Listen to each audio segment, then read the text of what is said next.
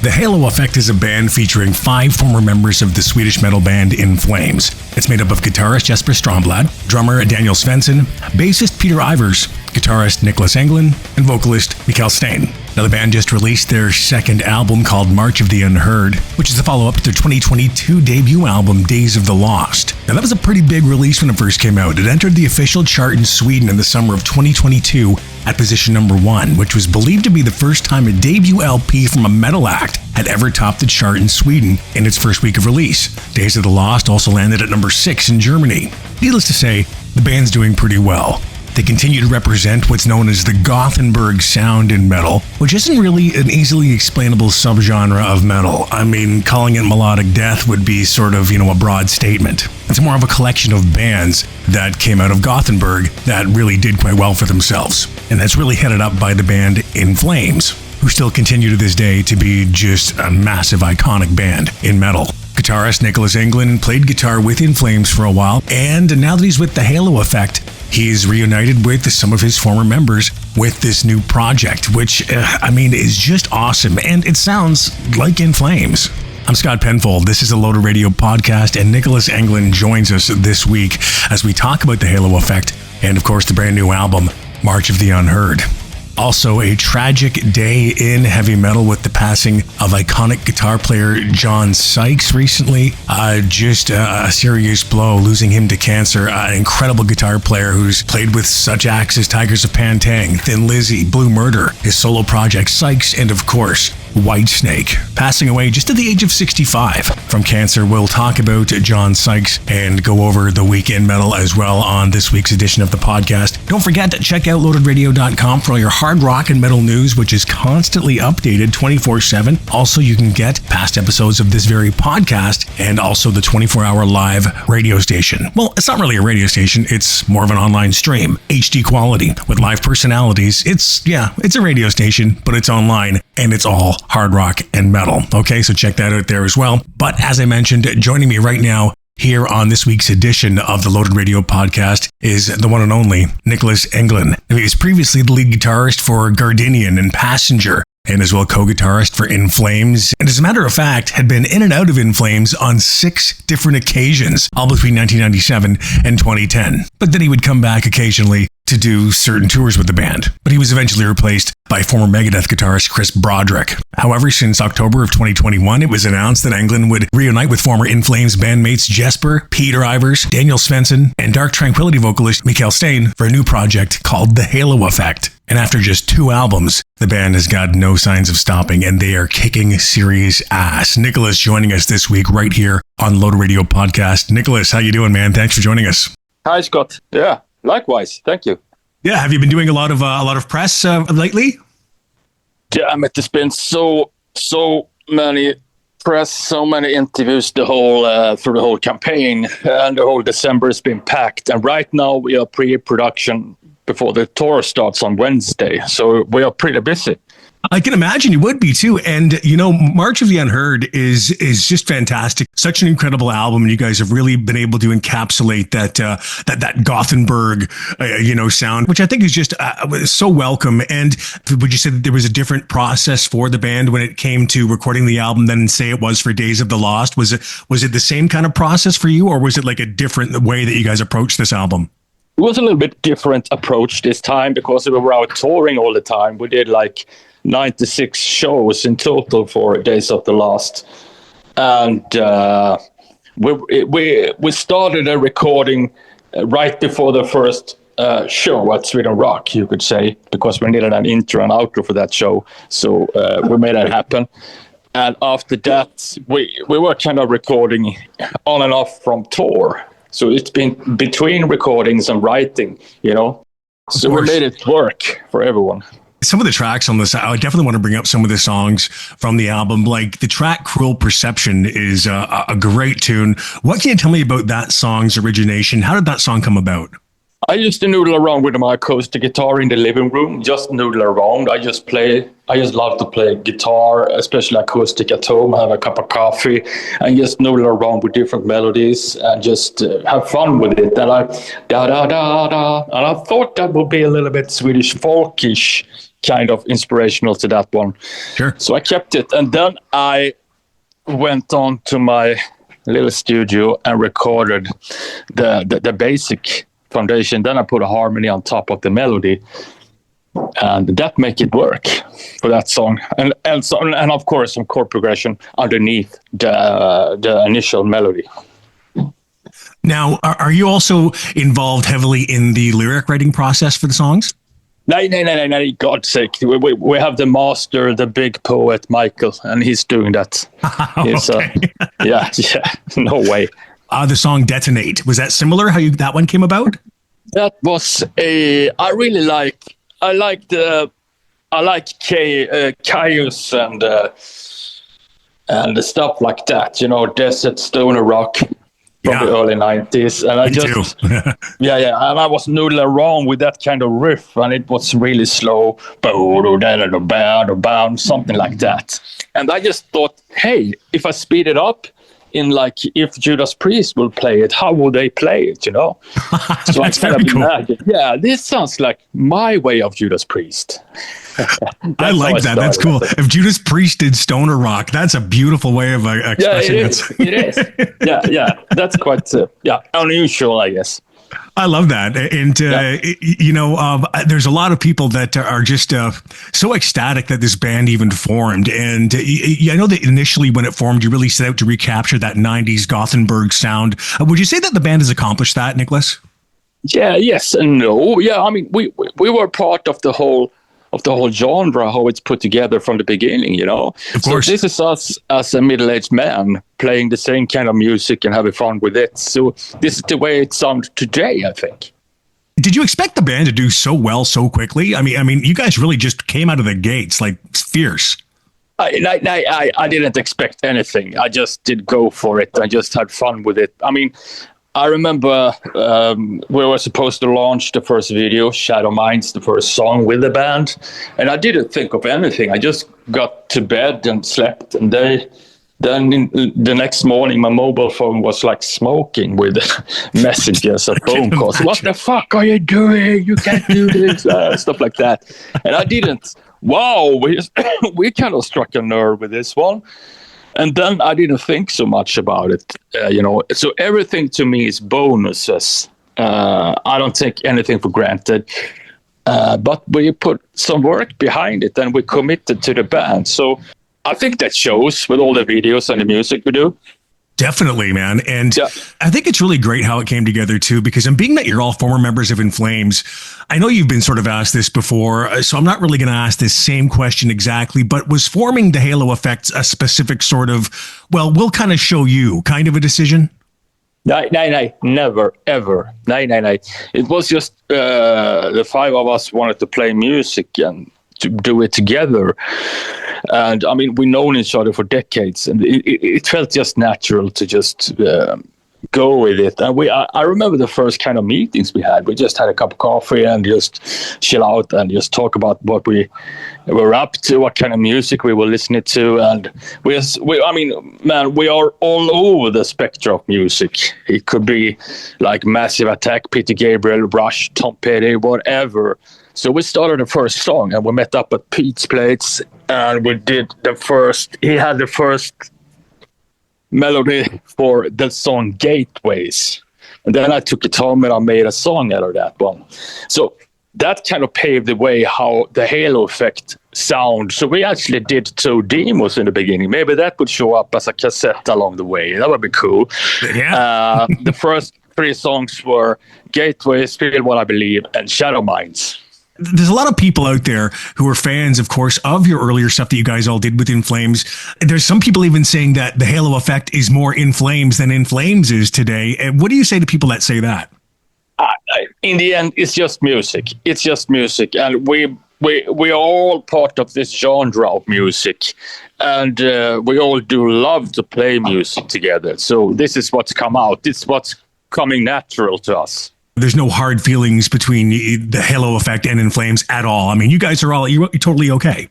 Yeah. There's no hard feelings at all. No. It is not. Could you ever see the Halo Effect and maybe even touring with In Flames? Would that be something the band would be open to, you think, at some point? That would be really cool.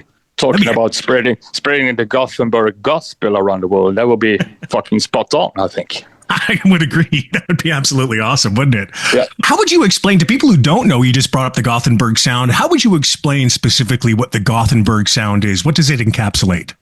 I mean, I don't know what it is either. We just tended to love Creator, Death, Morbid Angel, Sepultura, and stuff like that. And then you combine that kind of style with tons of Judas Priest and Iron Maiden. And then maybe some folkish Swedish music to that. Then you have it. Then you just go for it. Because I think this genre of music is very positive. It's very happy. It's very inspirational. You see suns coming up on the horizon, even though the melodies are kind of melancholic. But I think it's still really cool. When it comes to the Gothenburg sound, being of its own genre too, I'd say, can you name it personally for you 3 albums that you feel really perfectly encapsulate the Gothenburg sound? Okay, I will try. I will go with Creator, Extreme Aggression. I would go with Iron Maiden's Seventh Song of a Seventh Son, and I think I need to go with a solo album with Jan Johansson, pianist. I didn't expect those choices. Why would you choose those 3 particularly? I mean, Creator for the sheer energy boost and the riffage, of course, and Miller's voice. And then you have the Seventh Son of a Seventh Son because of all the beautiful melodies and harmony guitars and all that stuff. And Jan Johansson, for its amazing music, this melancholic music. It's so beautiful. So melancholy makes up a big part of what you would consider the Gothenburg sound. Yes, I would say so. Yeah. You got the first ever headline tour of Europe with Pain and Jesper, who, first off, I want to ask, how is it working with Jesper in the band? I mean, you two are just fantastic together, I think. Yeah. It's so great. We've known each other since the 7th grade. I mean, we traded albums. We talked metal. We formed our first band back in the 7th grade. It was called Poltergeist. And that was just fun times. And I watched him do In Flames from the beginning, and it was all about Creator, Running Wild, and all these great bands. So everything comes natural, and we're having fun recording and making this kind of music together again, I would say. There's a lot of coffee and some buns to that, and then we just talk about why is Extreme Aggression better album than Coma of Souls, and then we disagree and agree. Now, when it comes to Jesper, of course, he's had some demons that he's battled for more than a decade. Will he be part of the Halo Effects lineup when the bandmates return to the road, or if the Haunted's Patrick Jensen will continue to fill in for him? What's going on there? Patrick has been filling in from the start, and he's an amazing guitar player and human being, so it fits right in, and it's been a huge part of the Gothenburg sound and the whole community with the Haunted. So everything comes natural. Certainly. Now, what about North America? What's the deal? Will you be coming over here at all anytime?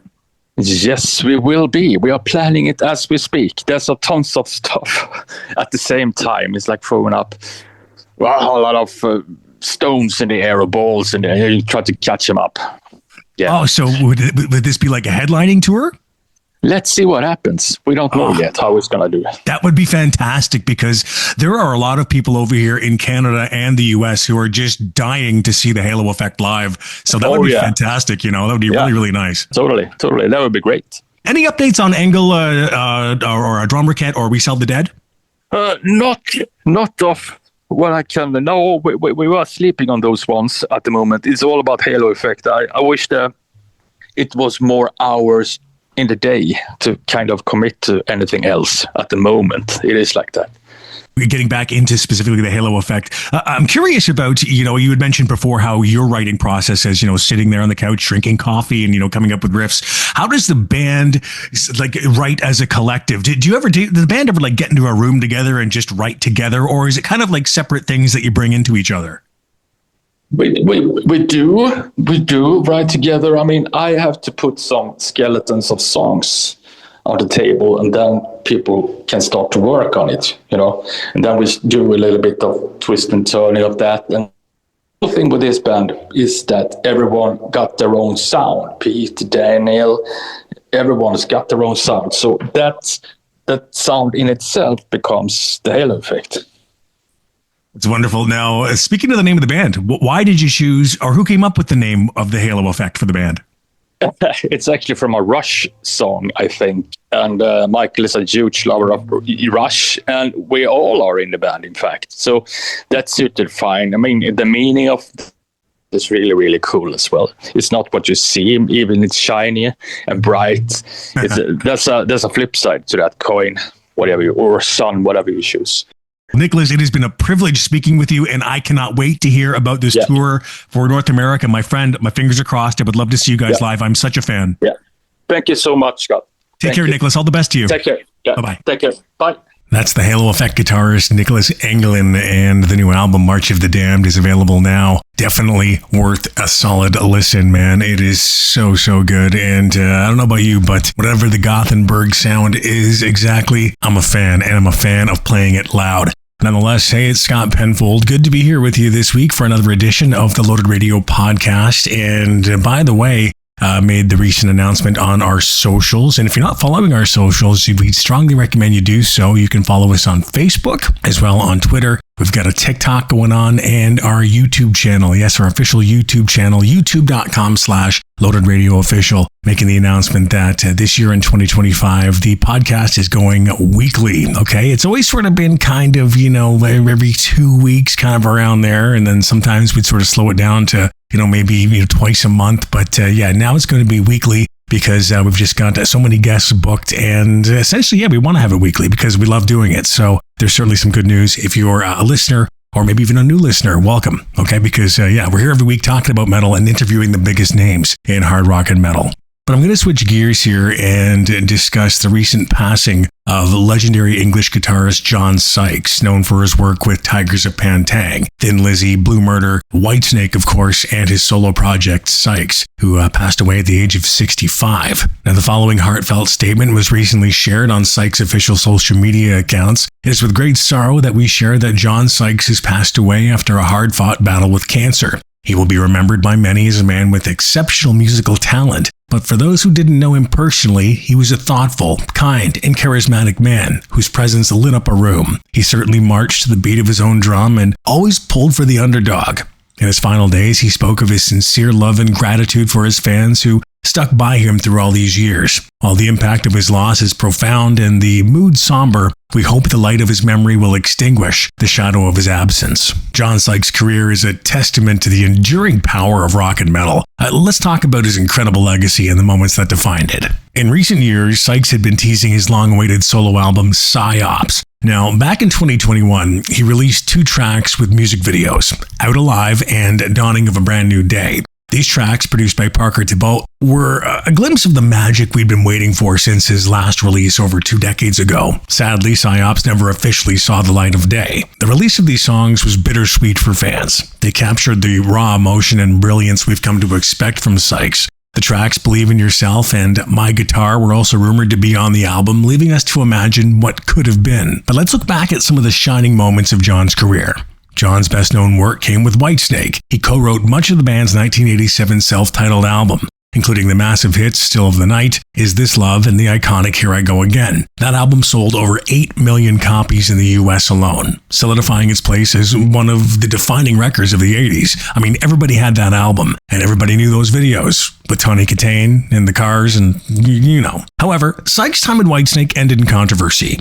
He, along with bassist Neil Murray and drummer Ainsley Dunbar, were dismissed from the band even before the album's release. This led to a well-documented fallout with Whitesnake's frontman David Coverdale, and Sykes once recalled confronting Coverdale saying, "Honest to God, he ran away, got in his car, and hid from me." Now, their relationship remained strained, with Sykes shutting down any talk of future collaborations, stating plainly, I really have no interest in ever talking to him again. Now, after Whitesnake, Sykes formed Blue Murder, delivering 2 studio albums that showcase his incredible talent. Tracks like Valley of the Kings, which is one of my favorites. I love that song. It's just so killer. And Jelly Roll, they remain iconic, showcasing his brilliant songwriting and virtuoso guitar playing. In his later years, John stepped away from the public eye. His 2019 Hall of Heavy Metal History induction was a rare appearance where he spoke candidly about his love for creating music and his excitement to return to the stage. Unfortunately, his battle with cancer kept him from making that comeback. Now, despite the challenges, John's influence remains undeniable. His work with Thin Lizzy was another high point in his career,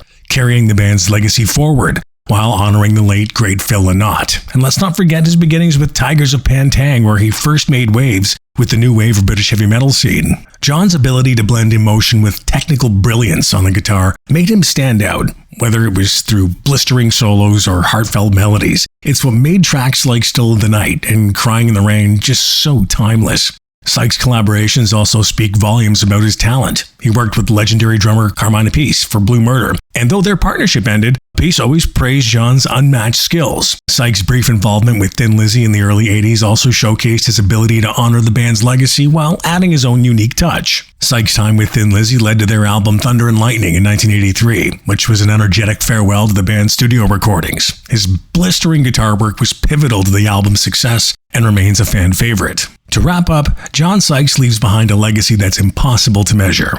His influence will continue to resonate with fans, guitarists, and songwriters for generations. To John's family, friends, and fans around the world, our hearts are with you. Let's honor his memory by keeping his music alive.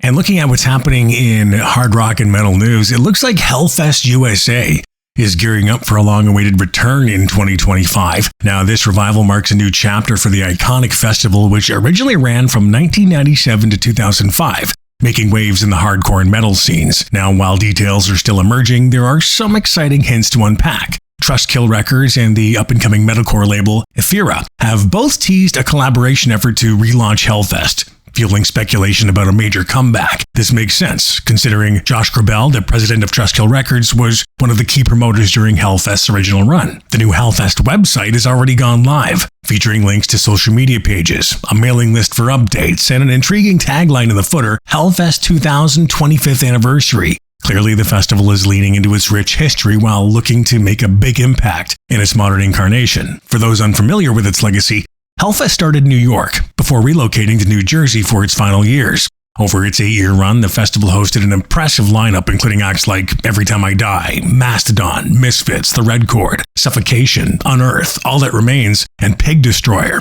It's a who's who of hardcore, metal, and everything in between. Unfortunately, Hellfest 2005 was abruptly canceled just 2 days before it was set to take place at the Sovereign Bank Arena in Trenton, New Jersey. According to the arena's management, the cancellation stemmed from the promoters failing to meet contractual obligations. The fallout from this led to the festival being discontinued until now. The question remains, can Hellfest recapture the magic of its original run? With a 25th anniversary on the horizon and 2 respected labels driving the effort, fans have plenty of reasons to be hopeful. While we await more details, one thing is certain, Hellfest's potential return could be one of the biggest stories in the hardcore and metal scenes for 2025. So stay tuned as more information unfolds. This is one festival comeback you won't want to miss. And as you probably heard by now, Exodus recently splitting with longtime vocalist Steve Zetro Souza and announcing the return of their former frontman Rob Dukes. Now, Zetro has yet to comment on his departure from the band, but Dukes issued a brief video statement on social media expressing his excitement to be back in the band. He says, "How you doing, everybody? This is Rob Dukes. Yeah, I'm back. I wanted to say thanks to all the fans for all the support.